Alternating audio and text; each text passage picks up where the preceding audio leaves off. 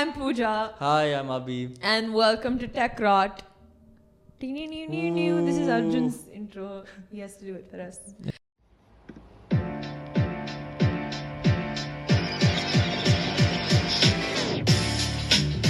Yeah. Okay, anyway, so we started a podcast. Did anybody ask us to do this? No. Did we self-impose this? No, she asked me. Fine, Yeah. I did.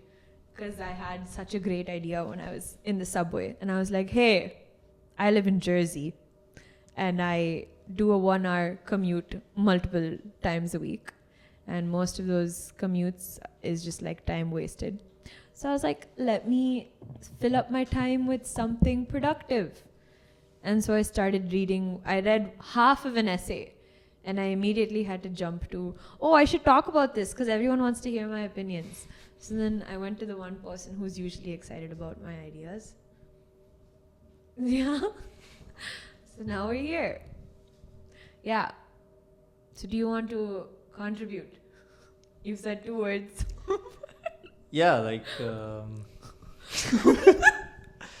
Okay. Yeah, I thought it'd be a cool way for us to be more in touch with, things that are, because the tech space is like so fast paced and like things are changing every like week. So it would be a nice way for us to keep in touch with that and like talk about it and like share our ideas.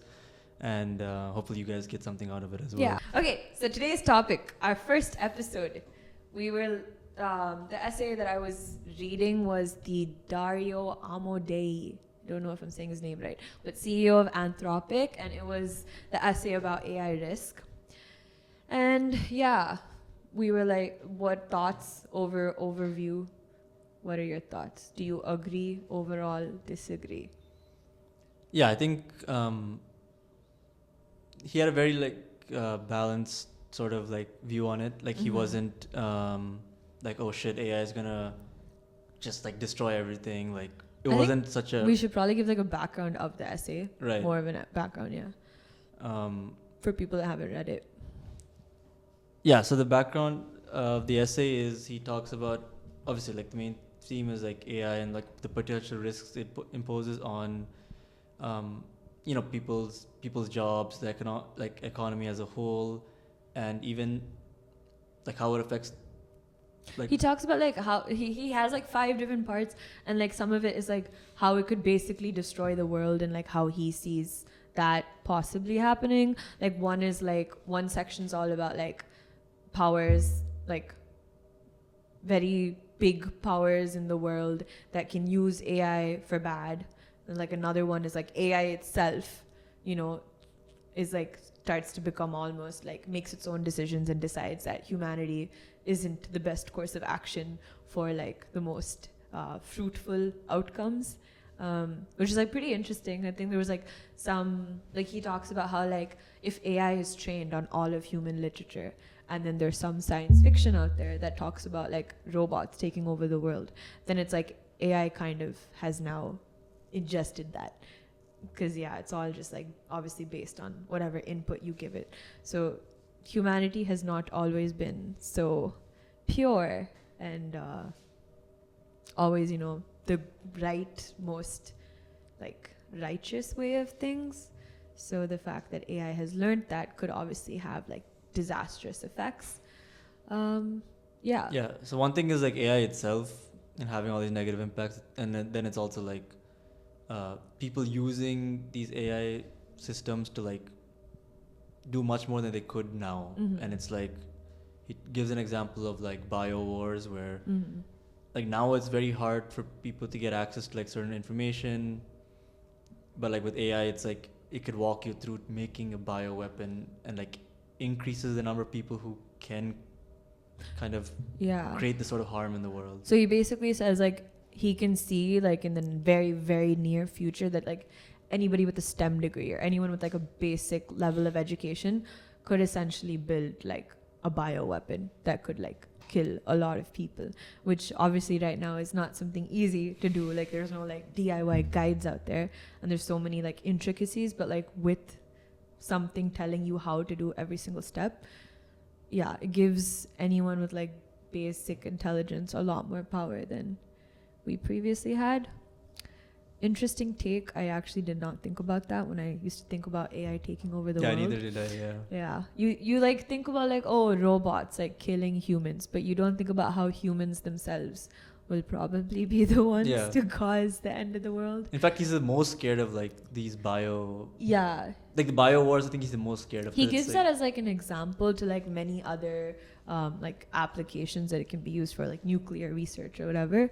But yeah, I think he also like goes on to talk about like countries that have certain policies or believe like in certain anti-democratic reigns, and like obviously there's a lot of countries out there that are like that are also at the forefront of AI and like yeah, technology. So them having all this surveillance, all this data is not very, it can lead to scary things. So okay, so we've talked about AI risk, I guess, to a certain extent. Okay, one thing, I guess the biggest takeaway from this essay, or the way it made me feel, is I was actually way more scared of where things are going after I read this essay than before. I think I was definitely a person before I read this essay who was like, okay, all of this is fear mongering. It's very much a hype. It's like people just like not really understanding what the capabilities of AI is, and just like because they're not understanding it, it's like it leads to more fear. But like, I mean, I've had multiple courses and I like work pretty closely with AI, and like it basically, whatever you put in it is what it's going to come out, right? It's not like creating intelligence or like sentience, it's not conscious. So it is just whatever you put in it comes out. So I never used to be scared of the end of the world or humanity, but a lot of his takes in that essay kind of freaked me out a bit, where it's like he himself as like the CEO of this company, and he knows so much more advancements and developments that are happening, like Anthropic's like at the forefront of AI development, and he's saying things like, in the next 5 years I can see so many jobs being replaced. He says like, yeah, previously there was technological revolutions which meant new jobs were coming, but with this it's like I think we're unable to see the new jobs that will be created as a factor of it.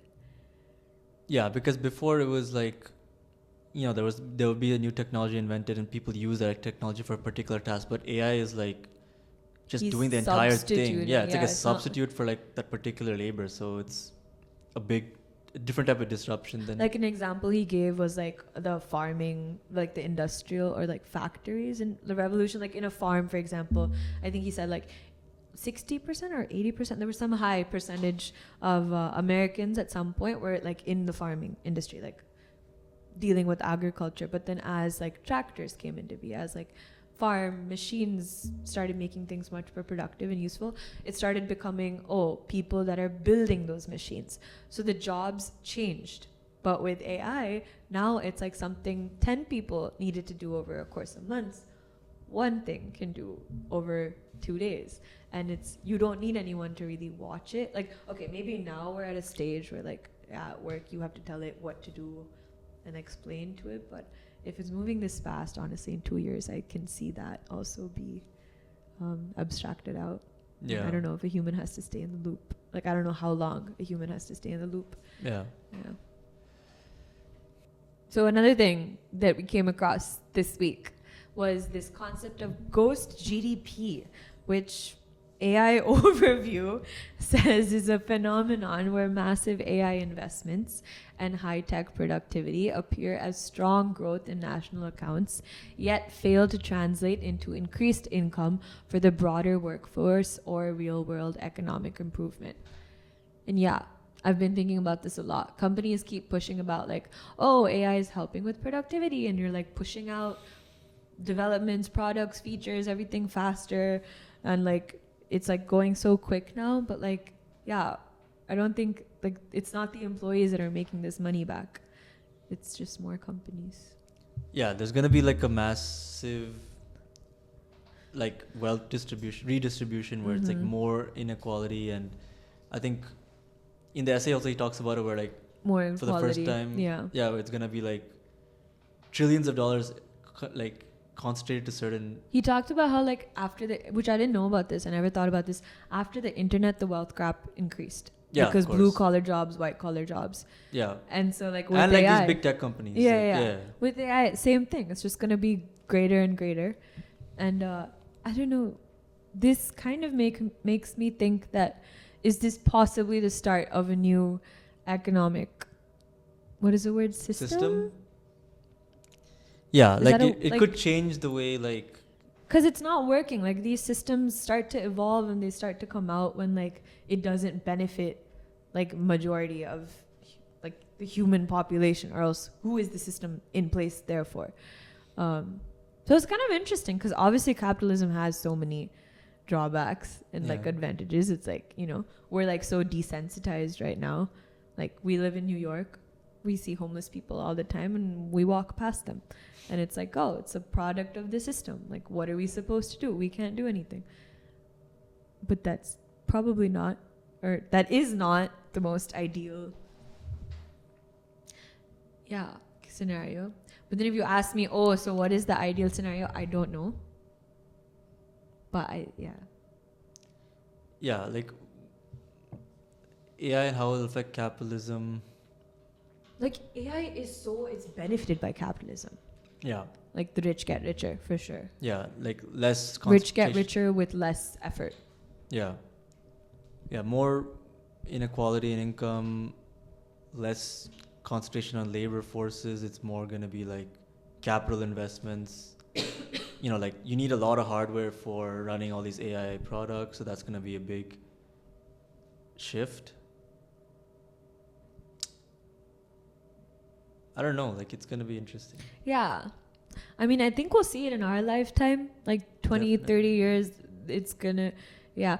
Another thing, like I was telling Abhi before, like it kind of feels like how it felt during COVID, where like every headline you see, or like anything, like when you talk to someone new, it's like, what do you think about AI? Are you using AI in your role? Are you using AI here? Like it's become like all encompassing, if that's the right word. It's like it's everywhere. Like my mom was asking me, Pooja, do you use AI in your day to day? And I was like, oh wow, okay. So yeah, like it's become a bit like everywhere. But the same with like COVID was obviously a horrible, horrible time in the world, but it wasn't the end of humanity. Yeah. We're still here. Yeah, yeah. But I mean, at least with AI, it's like there's positives. Like COVID, there was no like positives. Yeah, that's true. Yeah.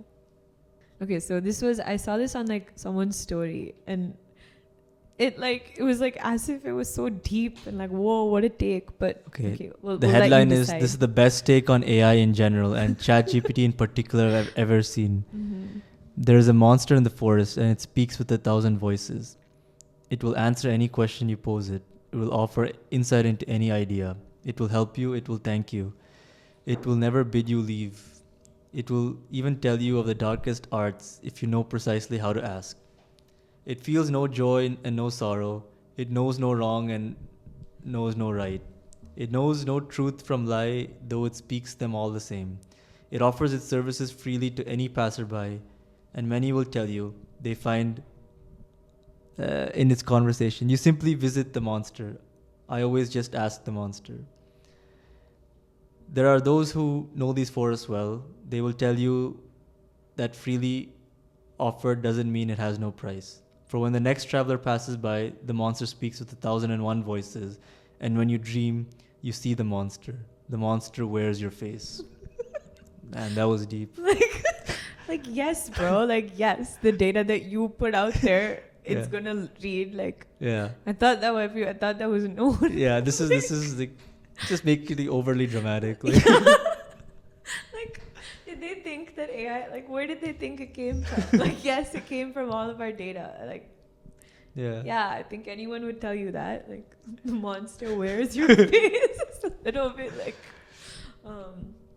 So there was like this essay by Citrini Research, the 2028 Global Intelligence Crisis, and it's a speculative okay, I have not read this, but I heard about the essay, and it's like fiction written in the perspective of June 2028, where there's like it's talking about how what AI has done or is doing at that time, and it talks about like how all these white collar workers are no longer as prevalent or important. There's so much unemployment, but there's like a ghost GDP. So it's like AI agents are the ones that are handling commerce, but then there's so much job loss happening, and there's like a financial crisis happening, and all of this is an essay, speculative fiction, and like it's so volatile right now, like people don't know what to think. Like this has caused such a big impact in the market, and like the companies that this essay has mentioned by name, like their stocks fell. DoorDash, American Express, it's so insane to me that an essay by like these are not a big research company, like it's a Substack article.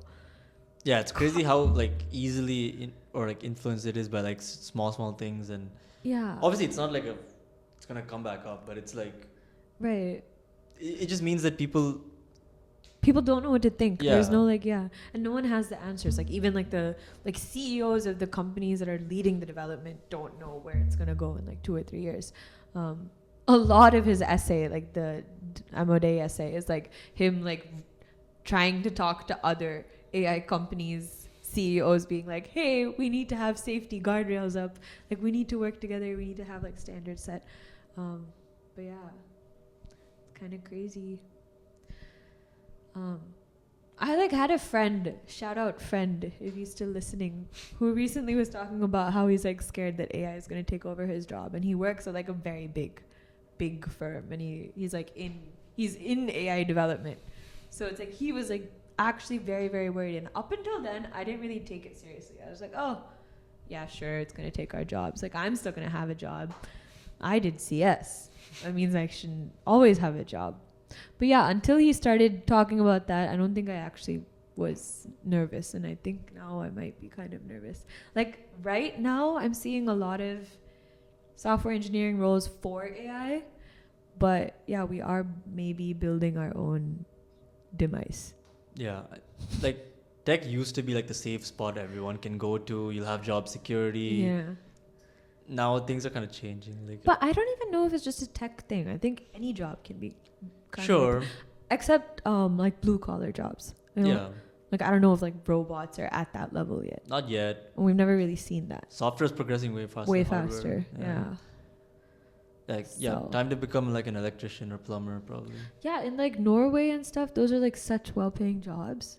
Yeah. I don't know why. There used to be some YouTube channel I used to watch with like a family with 10 kids, and like all the kids are like one kid was a plumber and one kid was an electrician, and they, Yeah, actually sounds hard to do that. it is because it's like an engineer, like they do like the engineering behind it, and but it's kind of cool that we're like in the middle of it all though. Yeah. Like we can choose to be scared, or we can choose to be like be part In of it, the yeah. development. Yeah, exactly. And it's like we're in a space and like we have the background where we're able to participate in it. So that is also pretty exciting. Like Yeah. there are so many, like at least in the next 5 years, there's so many products and there's so many like things. It's almost like it's so easy now to build something. Yeah. Right?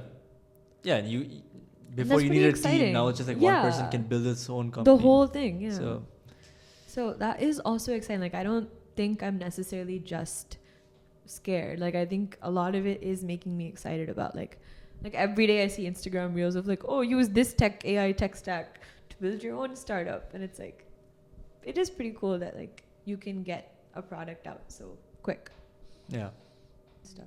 Okay, there was a podcast I was listening to, and like there's this guy who's like an economist, whatever, and apparently for the past 10 years this guy's been doing research about how like AI is like how it's going to impact the economy and like to take I don't know how he's been doing it for 10 years, because like I think that Transformers paper only came out in 2017 or something, 2016. Yeah, so Since it came out, he's like, these Transformers are going to change the world. But yeah, and like, so he's like a grad school professor, and he's like, yeah, I'm like really honest with my students now, and like every time I'm like telling them, yeah, by the time you graduate, there's probably going to be like no economic researcher jobs out there. But yeah, he's like, he says a lot of his peers kind of like scoff at him and say like, oh, you're making like you're fear mongering, or it's like the fallacy that like every technology or every development's gonna like change the world, remove jobs, break the economy down, and like economists are always having to be like, no, it's not the case. No, it's not the case. So now they finally probably will have to say, oh, that might be the case. Is that what economists are saying? That's what this guy is saying. Okay. And he's saying some people agree with that and some people say, what you're saying is like BS, but there's a possibility you might be right. And that's the first time they're saying. It's like, now it's like the fallacy is broken. Like before they used to argue against this fallacy. Yeah. And now he came just to take a picture. Hi. There's an Amol Khanna outside. There's a blooper reel. We're talking about you, Amol. This guy got FOMO, bro. He gets FOMO so fast. Honestly, that guy could be AI. I wouldn't even know it. What does AI stand for? Amol. You want to come say hi to our podcast? Our first guest. Dude. Let's say hi. Yeah, do you guys want to see the first guest on our show? You want to see our biggest supporter and biggest hater? Yeah, we'll put a poll. Do you think he's powered by AI or not? He's violently... What's up? You guys have my blessings. Thanks. Yeah, no problem. Okay, cool. Bye, guys. Great ending. Okay, that was episode 1. Yeah, hope you liked it. Please like, comment, and subscribe. Okay. Please. My mom's gonna watch this. We'll edit, bro. We'll edit. Don't worry. No, it's funny. Don't worry. You can't get.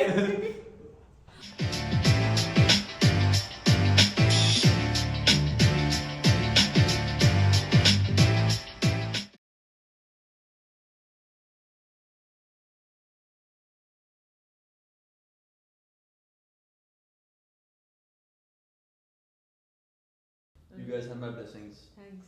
Yeah, no problem. Okay, cool. Bye, guys. Great ending.